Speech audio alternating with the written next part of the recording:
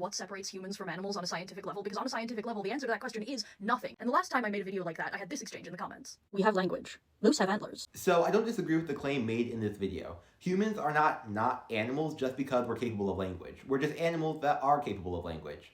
But I did want to push back on an idea I saw in the comments of that video. That being that actually non-human animals can learn language, which generally isn't very true, or at least we don't have a lot of evidence to believe it's true, outside of one exception that I'll touch on at the end.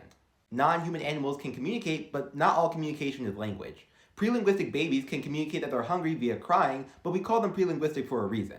So what separates communication from language?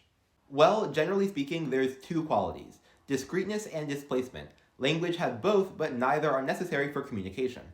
So what's discreteness? Discreteness is the ability to break down a meaningful message into smaller but meaningful units, called discrete units. So for example, in English, if I say there's a predator nearby, I can isolate the part of the sentence that has to do with the predator, and I can isolate the part that has to do with the location. But more importantly, I can rearrange those discrete units in order to form new sentences. But again, aside from that one exception I'll touch on later, there's not a lot of evidence that animal communication displays discreteness. If a snake rattles at another snake to indicate that there's a predator nearby, we can't isolate which part of that rattling has to do with the predator and which part has to do with the location. And what that means is that animal communication is functionally no different than mimicry, which we generally don't consider to be language. If human language were nothing more than mimicry, then we wouldn't be able to say or understand words or sentences that we haven't heard before.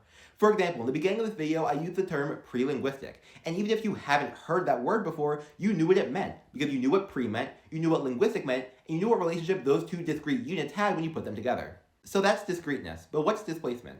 Displacement is the ability to talk about things outside of the present moment and current space. In all human language, we can recall memories and make predictions about the future. There's no evidence that non-human animals can do this, though. Even though we know that these animals have the cognitive capacity to have memories and form predictions. They just can't express those things, which is pretty damning. The one exception to this, though, is orcas. There is some evidence that orcas can express discreteness and displacement in their communication. I'll have to save that for another video, though, because that's incredibly interesting in its own right.